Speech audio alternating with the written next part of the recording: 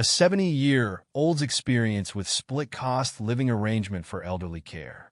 In the end, it was just a joke. I am 70 years old this year. My spouse passed away more than 10 years ago. I receive over 5,000 yuan in retirement pension every month. This money is more than enough for me to live on. I don't worry about food or clothing. I only worry about not having anyone to keep me company. Although I have a son, he has his own family. He's busy with work during the day and busy with his children in the evening. So busy that he rarely even calls me. Except during holidays. On normal days, I can't even see a trace of him. Living alone is truly too lonely for me. In the 3rd year after my spouse's death, I paid 3,000 yuan to a matchmaking agency, hoping to find a suitable partner for a second marriage. The agency introduced me to many single women, but either they didn't like me or I didn't like them. They didn't like me because they thought I was poor. I didn't like them because they were materialistic, wanting to gain some benefit from me. I absolutely despise women who ask me for money. As soon as a woman brings up material demands, I immediately break up with her without hesitation.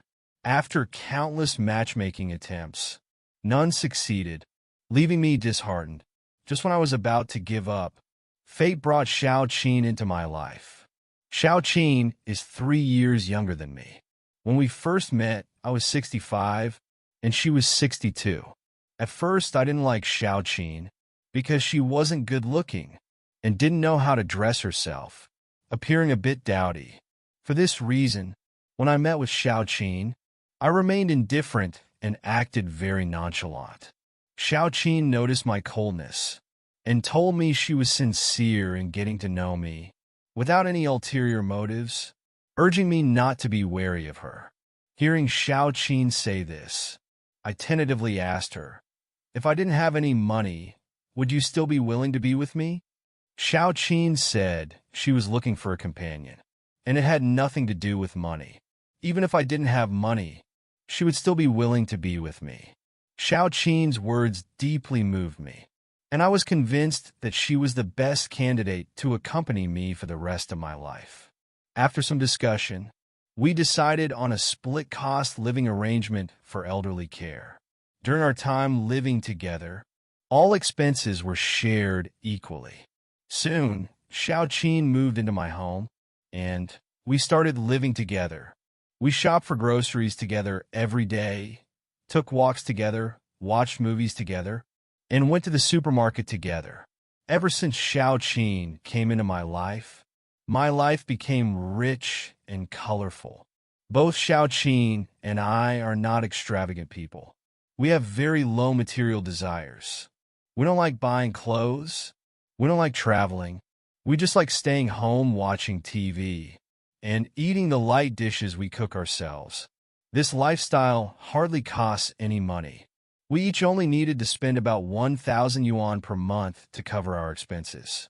I was very happy, grateful that I met Xiao Qin and found such a happy life. However, a sudden misfortune 6 months ago completely changed the course of my later years. It was a snowy day. Xiao Qin, who originally didn't plan to go out, insisted on dragging me to the park, asking me to take pictures of the snowy scenery for her.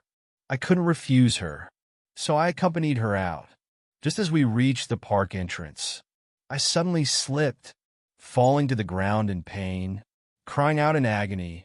My body felt numb, and I had no sensation at all. Seeing me in such a state, Xiao Qin quickly called an ambulance and rushed me to the hospital. Although the treatment relieved my pain, it left me with the after effect of partial paralysis. Since I became bedridden, Xiao Qin's attitude towards me completely changed.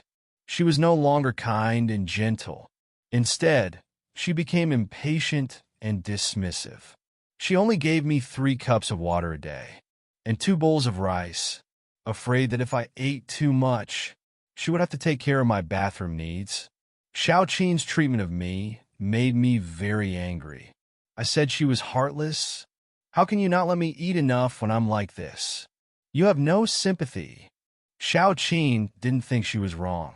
On the contrary, she righteously said, I'm not getting a penny from you. So why should I take care of you? If you want me to take care of you, you'll have to give me your entire pension. I thought to myself, when we first decided to live together, we had agreed that our finances would remain separate and that neither of us would ask the other for money. Now that Xiao Qin was unilaterally breaking our agreement, I naturally couldn't agree. Seeing that I had no intention of giving her money, Xiao Qin called my son right in front of me, telling him that she wasn't well enough to take care of me, and that he should come to take care of me instead. My son has a job. How could he possibly take care of me? He tried to persuade me to give in to Xiao Qin's demand and give her my pension. I refused, saying that even if I died, I wouldn't give her the money. I would never indulge someone who goes back on their word. When I said this, Xiao Qin was right next to me. She pointed at my nose and scolded me, calling me a miser, saying that I'd spend the rest of my life with nothing but money. After saying that, she packed up her belongings and left without a word, and I haven't heard from her since. After Xiao Qin left, since I had no one to take care of me, my son sent me to a nursing home.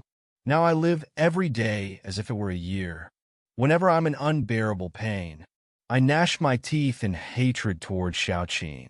If it weren't for her, I wouldn't have gone out on that snowy day, and I wouldn't be in this situation now. What was once supposed to be a shared journey in old age now seems like nothing more than a joke. It truly echoes that saying, a husband and wife are like birds sharing the same forest, but when disaster strikes, they fly their separate ways. All right, that's it for today's sharing. Thank you for watching. I hope today's content has touched you in some way.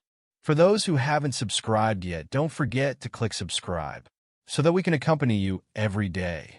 Let's grow together, be happy together, and slowly grow old together. See you in the next episode. Don't miss it.